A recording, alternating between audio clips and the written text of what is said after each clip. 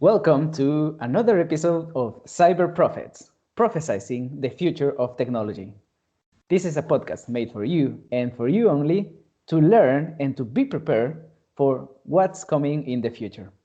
My name is Edgar and I'm here with my co-host, Federico. Welcome everyone. Thank you, Edgar, for this small introduction. Hopefully today we're going to learn a lot from our guest. Exactly, Federico. So today we're going to talk about a very interesting topic. The source of many ideas has been in hackathons. Hackathons are this special place where people, especially coders, are during a whole weekend coding, and trying to develop a new idea, trying to develop a new solution for a problem. And we have here an expert in hackathons, an organizer of one of the biggest hackathon events in the Czech Republic. He has 2 master's degrees, incredible, one from Berlin and one from the University of Economics in Prague. He is also the owner and chairman of HackPrague. As I mentioned before, he organizes the biggest hackathon in the Czech Republic. It has around 150 attendees and involves more than 20 different stakeholders. Dear audience, help me welcome Michal Jirků. Michal, welcome to the show. Hi Edgar, hi Federico. Thanks for inviting me to our podcast. Thanks for deciding to take this challenge, Michal. And well, seeing your LinkedIn, man, I can say that you have a great experience and I am very impressed by what you have accomplished so far.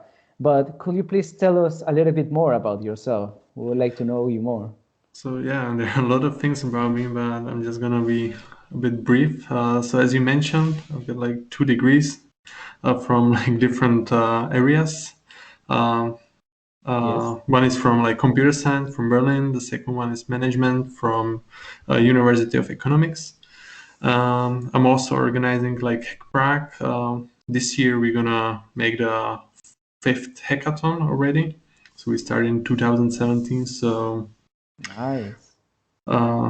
It's gonna be like this, and then I've got a lot of like smaller projects and working right now as a quantitative analyst. So this is like some small intro about me. And what is gonna be this year's hackathon's topic?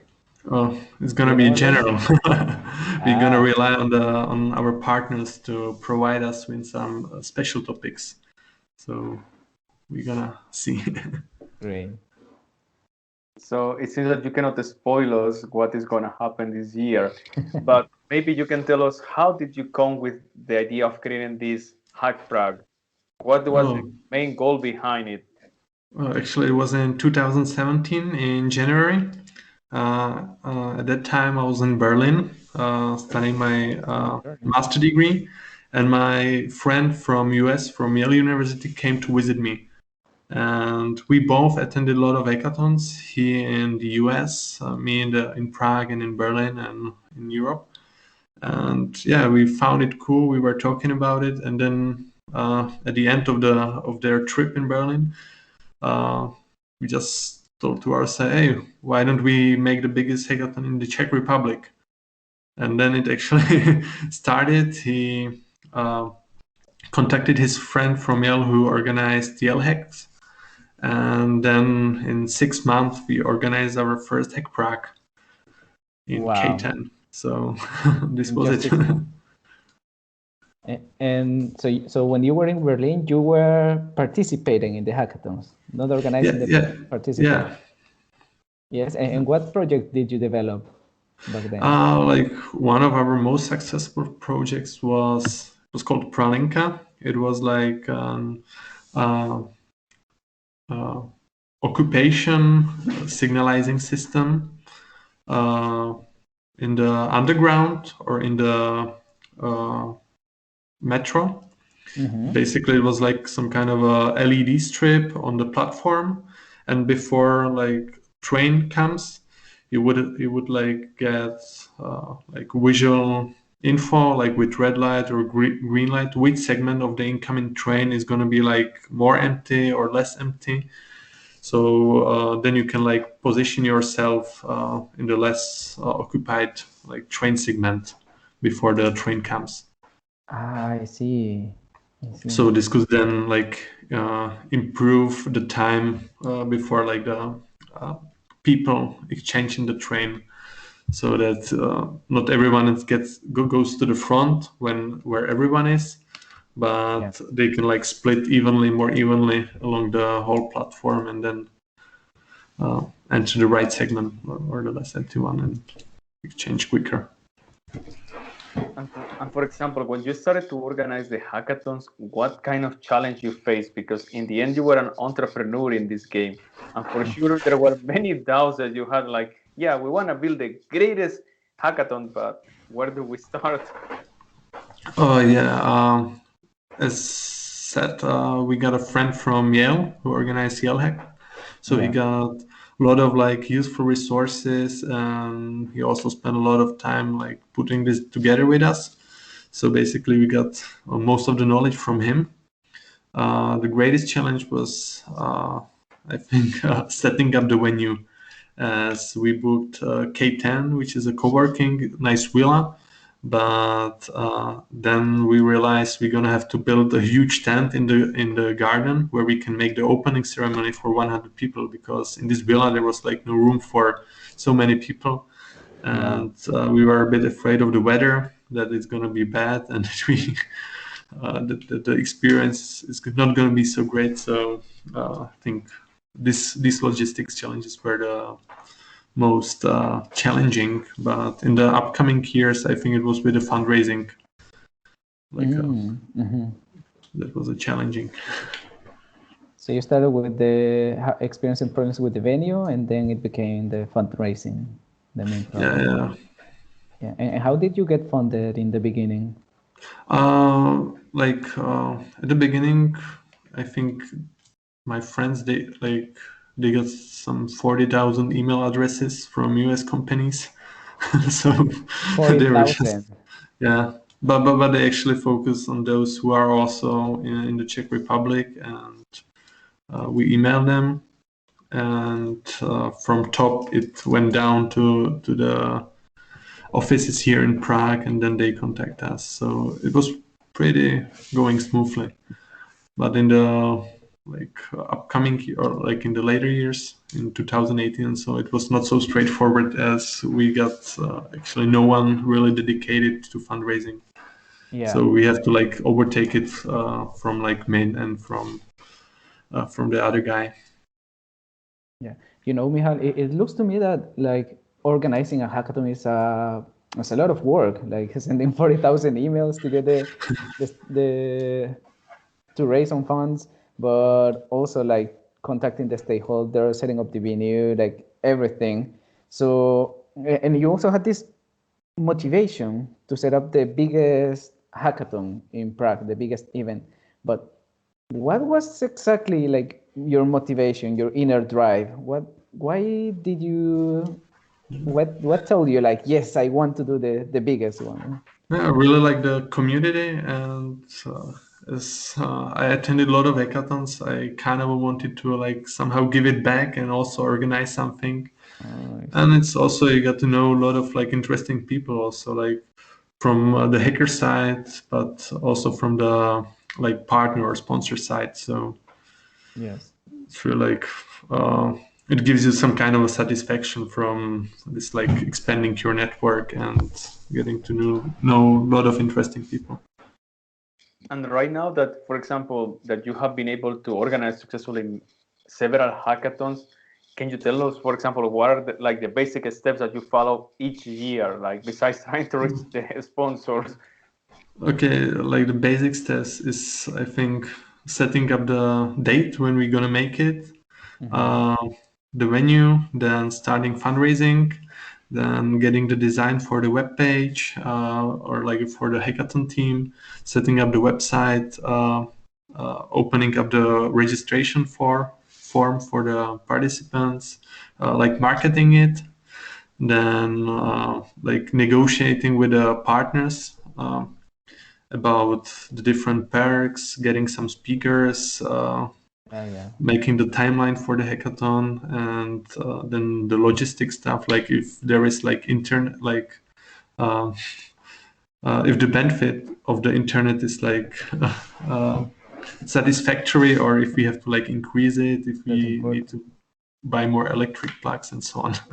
So, and then basically when the day comes, then find volunteers, somehow communicate what everyone should do, and then it happens somehow. And then you have to write a report and like summarize it, and like maybe some give some interview for some article in the newspaper and so on. So wow, it's pretty lot of steps. And how much time can happen between day one, the day that you say we're gonna do this hackathon, until the day it actually happens? It's usually like half a year. Like in the first few months, it's like few days a week or like few hours a week, but then it gets more intense, and it's more like demanding, and you get also more like responsibility, but because you already got more and more people involved, more people are counting with this, so you start to feel the responsibility, and you cannot like go back. So does it become like a full-time job in terms of the workload? Yeah, kind of. I would say yes, like at least a month or like month before. It's like a full-time job, like to finish everything. But it depends. I try to like make the people more responsible now, because I don't have so much time. So I try to like work with my team and give them more like or split tasks more to them. Makes sense to me. And I'm wondering about something. Even though you told us that you cannot spoil us the topic for the current year, but do you have any idea, for example, how your sponsor choose? Okay, this year we would like to focus on fintech, or we would like to focus on blockchain. Do you have any hint, or it's just like we want this and no matter what? Yeah, I can tell you. Maybe we might have something around bank ID. About what? Bank ID. It's actually using your credit card for like verification that you don't need to have your like ID, your like citizen ID, but you can use your credit card. Verification. Yeah, for verification processes. Okay, that's an innovative idea. I hadn't heard about it before. Yeah, it's starting now. I think they are still fixing some issues, but it should somehow start to work. And then maybe something around like commodity market, or maybe something in like more in this trading finance. But we'll see. We are at the beginning now. Yes. We still got some like 4 months or 5 months to go. So. Oh, nice. And how do you actually identify your sponsors, Michal? Like we've reduced our list of 40,000 contacts. Okay. Currently, we get like, I don't know, 500 contacts or like 500 companies, mainly from like the Czech Republic, which we like try to contact. And basically, it depends on the topic. Like this year, we're gonna make like not actually like one topic, but it's going to depend on the partners. So we can basically contact everyone. But last year we were more focused on fintech, so we contacted like banks or like some fintech companies and so on. So it mainly depends on the topic. And well, I have a question. Let's say very strange question, but the thing is that Edgar and I, we have taken part in multiple hackathons. As you said that you have taken part in multiple hackathons also. But I'm wondering, why do you think that we always get pizza and Coke during the hackathons? Oh, I think like there are two things that you can eat pizza with your hands, so you don't have to waste time like using knife to cut it. You can just coat and like eat it, It's and productivity. also it's pretty cheap. And Coke, there is caffeine, so you don't need to wait until your coffee is ready. You can just drink it straight. So That's a very funny explanation. You know, we, as Federico mentioned, we did participate in several hackathons in El Salvador, in our home country. yeah. But every time they were just serving like pizza and coke, pizza and coke, Cool. pizza and coke. And there, you But- know, it also fits this stereotype of the software developers always like with the pizza and the coke. But I think this is mainly in the on the US continent. I think here in Europe, I've been to a lot of hackathons, and also our hackathon is that we get a like normal lunch, normal like dinner, and the Wow. pizza is mainly like for midnight snack. Midnight So snack. midnight, if there is still someone like coding, which is like 80%, Yes, yeah. and we bring like I don't know 60 pizzas, and everyone is there like waiting for their piece or for their Yeah. like box. In It's the Czech funny. Republic, I only participated once in a hackathon, and you were right. Like they were serving like apples, oranges, bananas, and like it was more healthy than the American version of the diet. That was very nice. And now, Michal, so let's say that the hackathon happens, and then how do you choose the winner of the hackathon? Is it like all in the hands of the sponsors, or do you, as HackPrague organizer, have a say in the matter? So we as a HackPrague organizing we don't have any word in there. We got like a panel of judges. These are mainly like from the sponsoring companies, like from the sponsors, and from the speakers or like guests. So we just like direct them. We tell them what are the criterias, how the judging process works, and then they have to decide on like based on their like knowledge and feeling how many points are they gonna give to each like presenting team. So I see. we don't have actually no influence on the like decision process.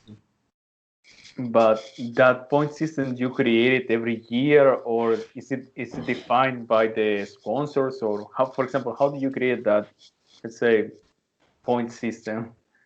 The point system is basically created on I don't know, like based on feelings, or like I've read some kind of articles about it. I've also participated in some hackathons and asked like how they were judging, or it was written there. So we basically try to put some kind of a system which would take into account many different aspects, like the creativity, like if the project is like novel, or if it's like basic website, for example, with no any like added volume. Then like the technical difficulty, if some kind of AI, machine learning, and so on, if it's more technically advanced.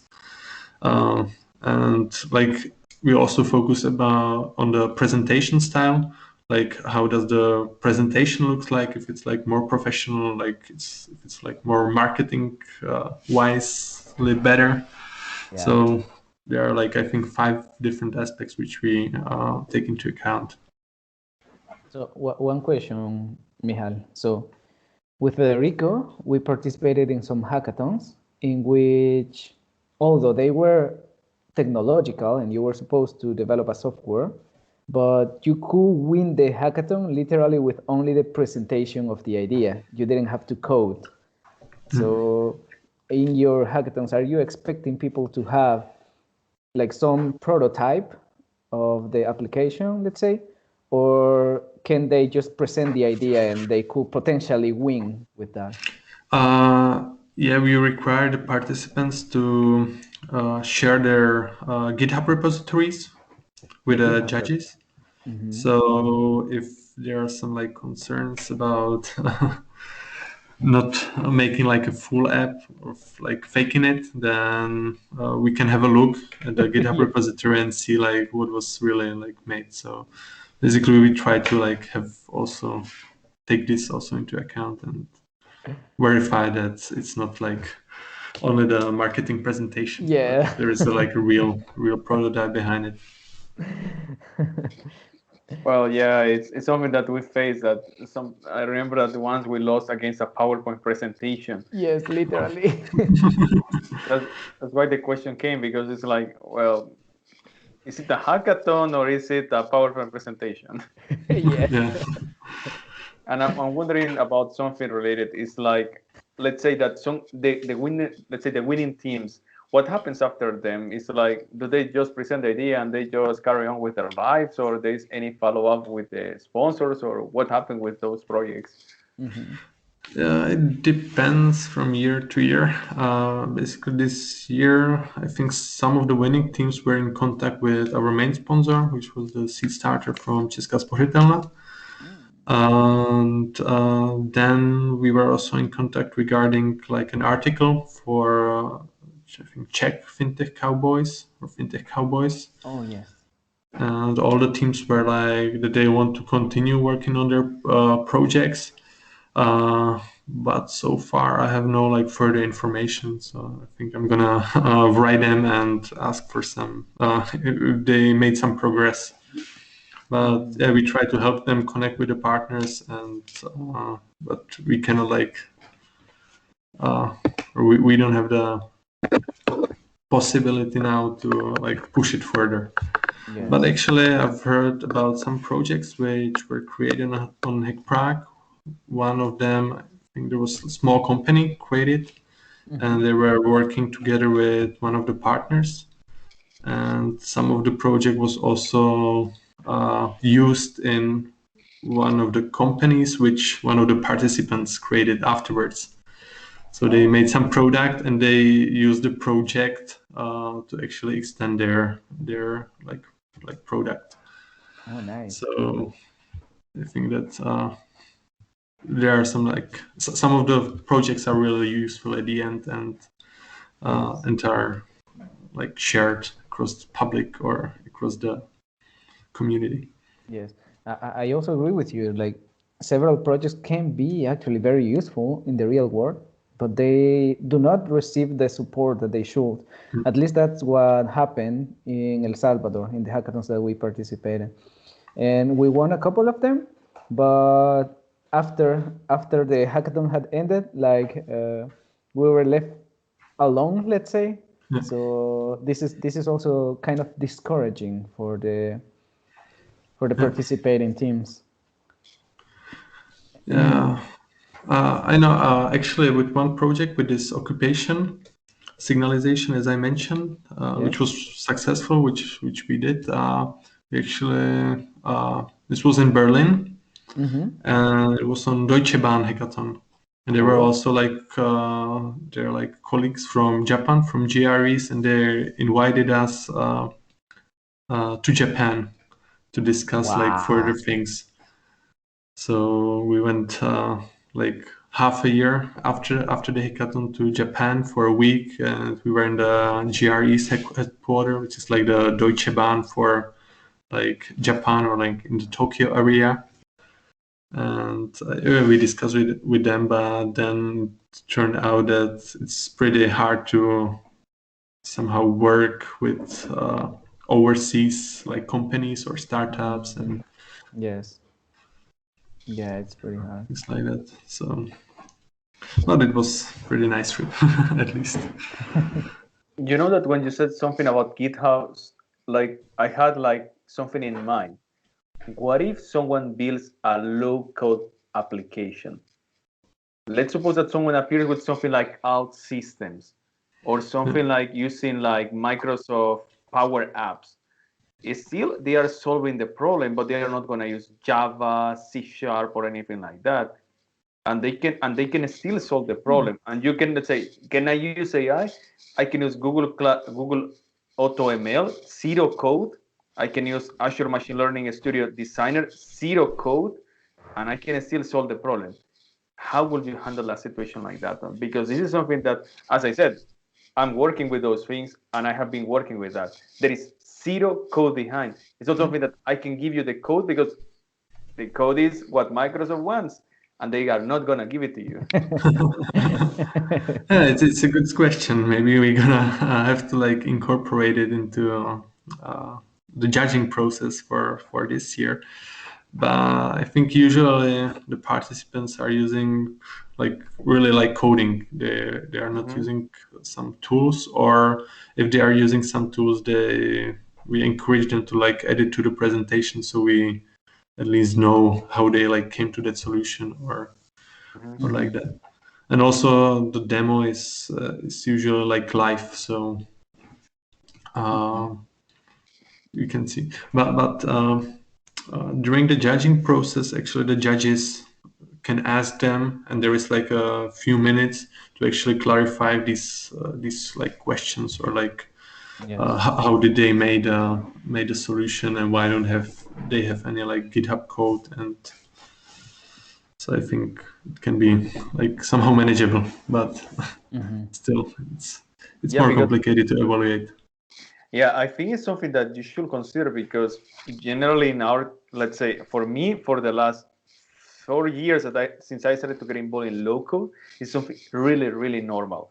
In the company where I'm working right now, they send the secretaries, and I'm very clear, the secretaries, to learn how to use these tools to build apps by themselves. Wow. There is a project, a process now that is called democratization, and we're building citizen developers. That means they can build their own apps by themselves without learning how to code in any of the technologies. And some of these people have built real apps for Android and iOS that are deployed in the stores.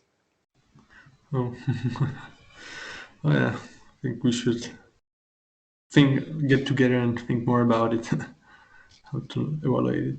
Yeah, that's what I was thinking. Like, because I completely, if I hadn't been working in this kind of companies, perhaps I had never come to this conclusion. But is there also like some possibility to like share the code with someone?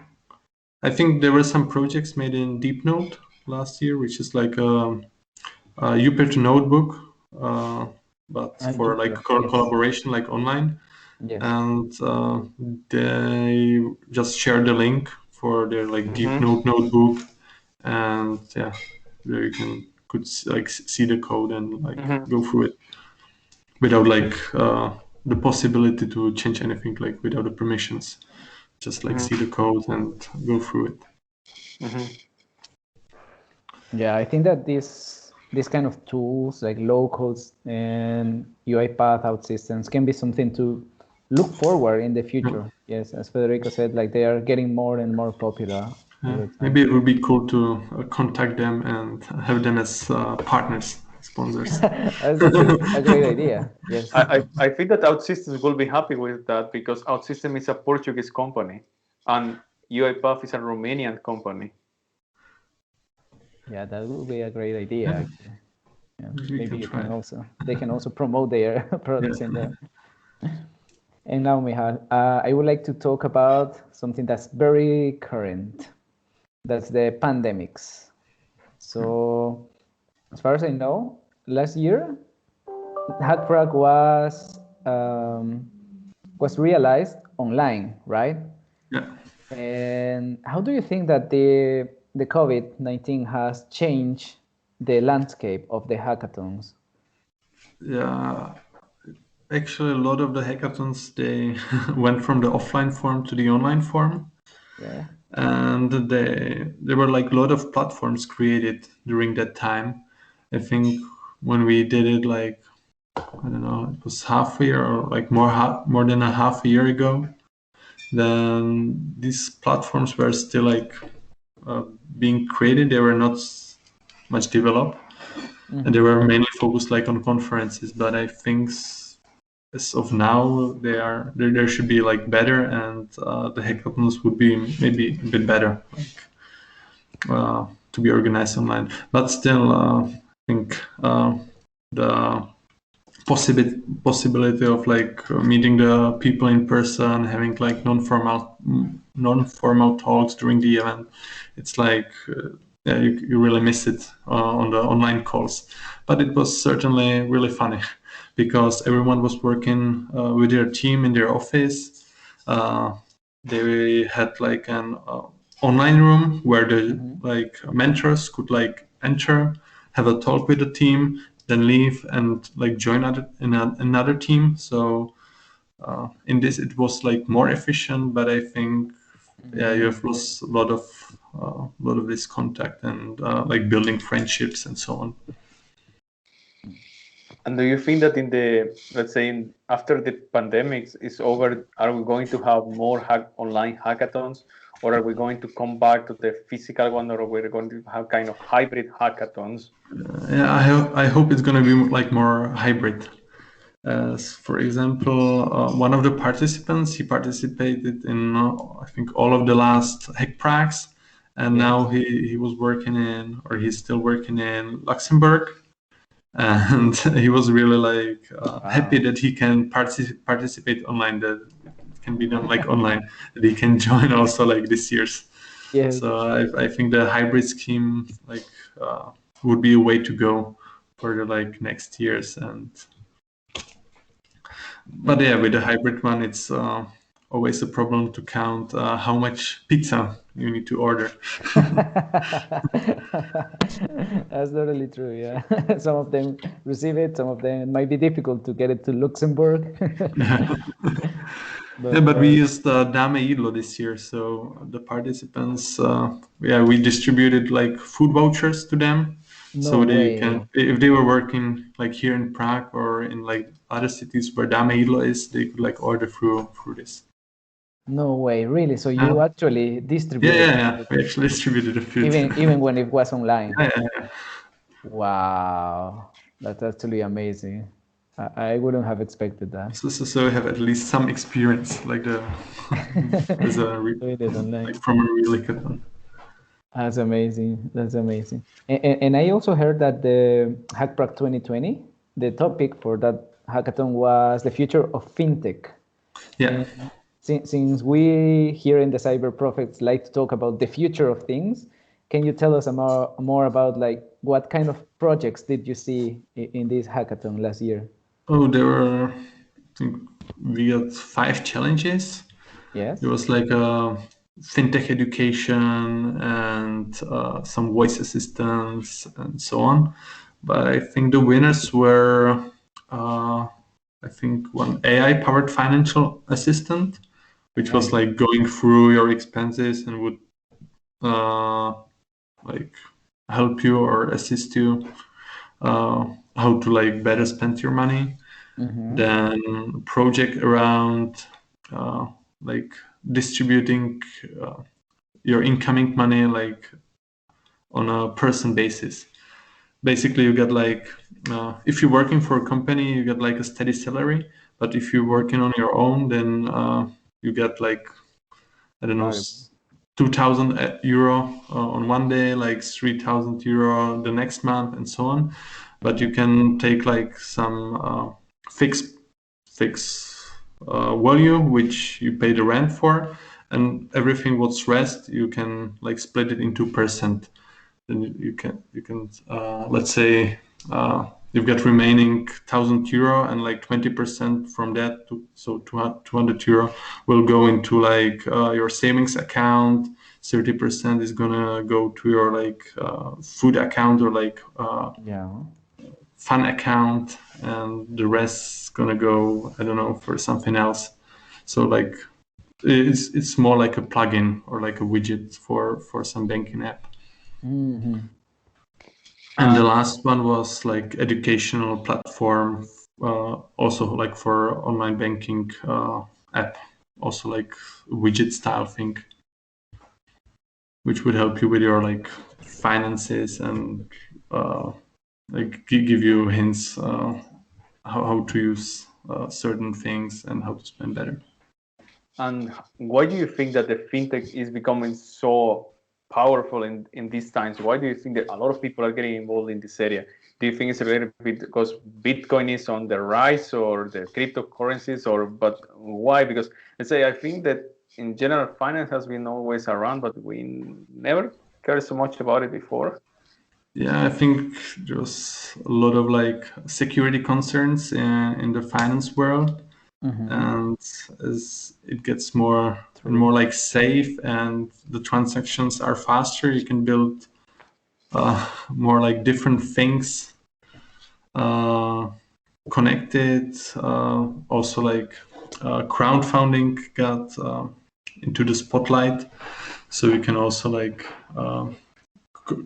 connect a lot of like different like investing platforms, a lot of like apps into your banking, and yes.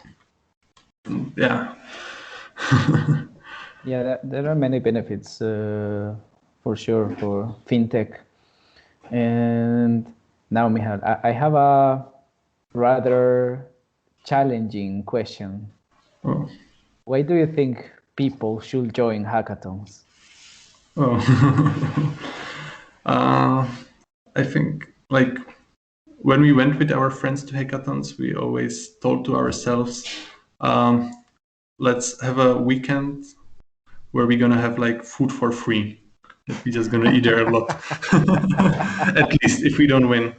But yeah, we joined our first hackathon with this vision, and then we actually won the third place, which motivated us. Oh wow! But yeah, I think the food, then to have fun with friends, to learn new things, to build your own project, to get some feedback on how you're making things or what you plan to like on your project, what you would like to do, and yeah, and to maybe find a new job with one of the partners which might be there. So let me do it still a little bit more challenging. So just Federico, who is also like a very experienced software developer, recently participated in a hackathon. However, he told me that he was kind of losing motivation because he saw that the price was not as good, and like the price was actually even like it was like 1 month of his work, so he could get it as in the salary, you know, without all of the additional effort of non-sleeping and coding and having all the stress of these projects. So why do you think that professional developers, the ones that actually know how to code, should join hackathons? Oh, it's a great team building activity, and to get to know your colleagues better and enjoy some fun.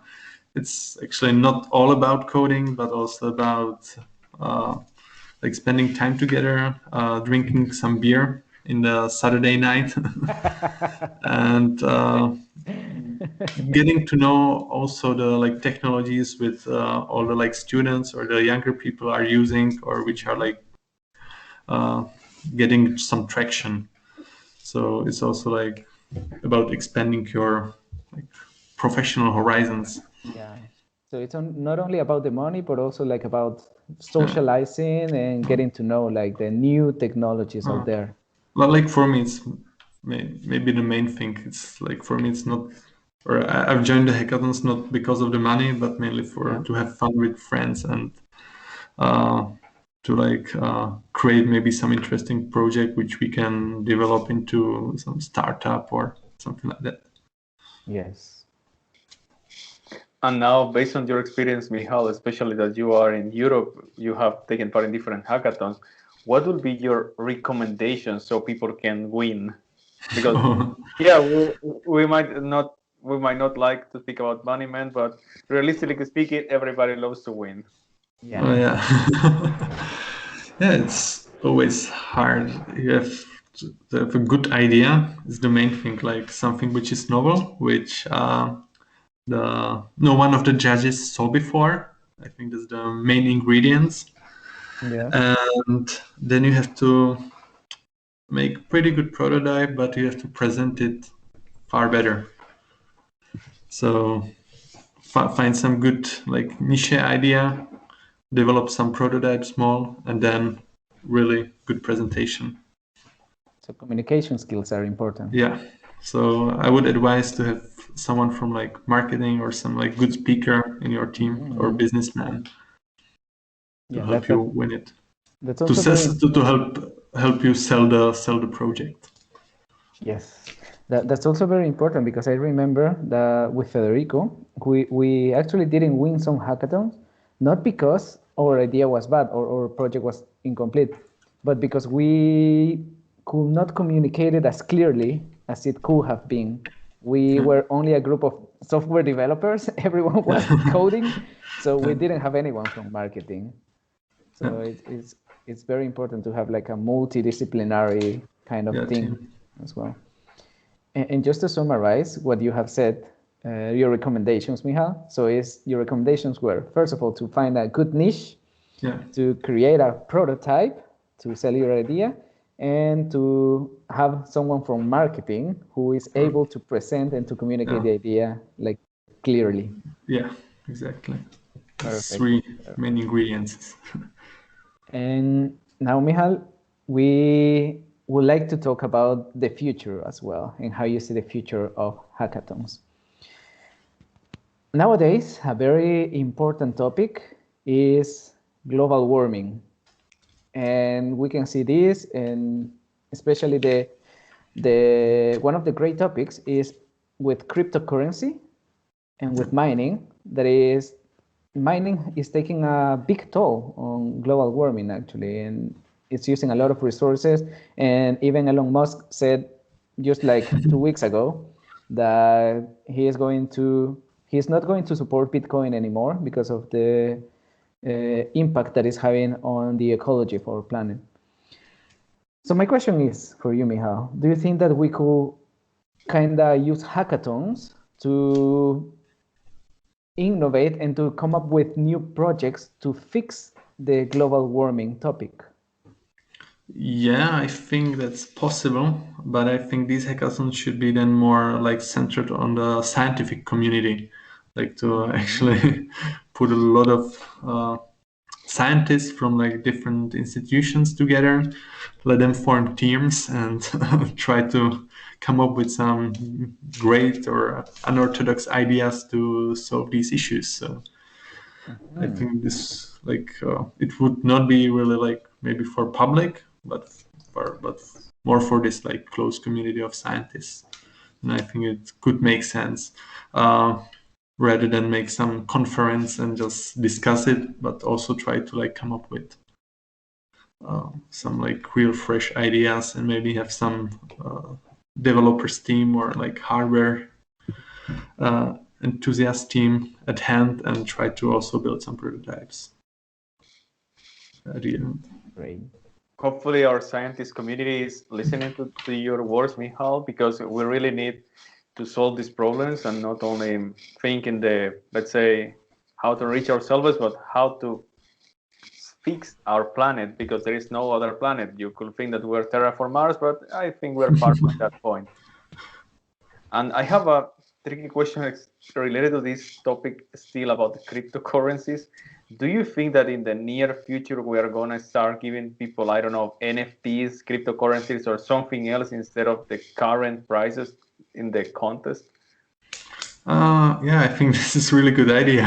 Maybe I'm gonna introduce this year to give give the reward in cryptocurrencies, but we have to like adjust it to the like real price in like Czech crowns, or maybe we can just buy it in like before and then have it ready for the winners. So yeah, I think this might be like a motivating idea and be a bit like unusual to give it out in the cryptocurrency. I think I might introduce it. Yeah, this is very innovative as well. I haven't heard of such kind of prizes before. So it's just looking forward to the future, you know. Yeah. And my very last question for you, Michal. You mentioned that you would like to see in the future hackathons perform in a hybrid manner, so online and offline. And apart from that, how do you think, what will be other aspects that hackathons will have in the next 10 years? What will be different from now?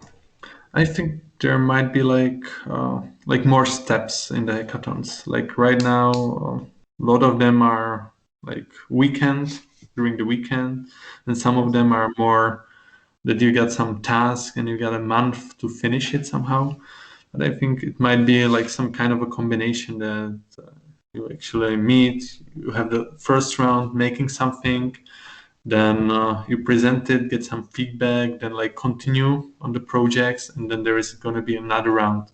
So I think it might like span over like multiple weeks maybe, and that might be interesting. But like the core thing, yeah, it depends also. Like I think the core of like just meeting and doing something together, like some projects, will stay, but the span and the collaboration perspective might like switch. Like it might be that the teams might be like in person, like 3 people in person and 1 connected remotely, or like distributed all over the world, and the small teams working together with someone external helping them out. Yeah, so you could have like some, for example, just 3 people working from Prague, from Czech Republic, and like a mentor from America, let's say, from Stanford, something like that. And I also think, as Federico mentioned, that in the future it might be more like more about like connecting APIs and using already built-in or like built products, which you just like click through. Rather than like just typing code and yeah. Well, we will be looking forward for this kind of innovations, and I will especially like to see the collaboration side and to see more and more projects that are developed by these hackathons in the real market, in the real world. So, Michal, thank you very much for taking the time for participating. Do you have any last words for our audience? Yeah. Thank you for inviting me here again. And I would like to invite all the listeners, especially those from Prague or Czech Republic, to join our hackathon in October. Just visit HackPrague.com. I think there is nothing yet here, but in a couple of weeks, we should have the website ready and the registration form up. But yeah, write it down. I think 16th and 17th of October or something similar to that. But yeah, it's going to be HackPrague 2021. Amazing. Save the date, folks. 16th and 17th of October. HackPrague 2021 is happening. We'll be looking forward to that, Michal, and we'll be looking forward to hear from you and from other great ideas that will develop in this hackathon. Thank you very much once again. This has been Cyber Prophet. See you in the next episode.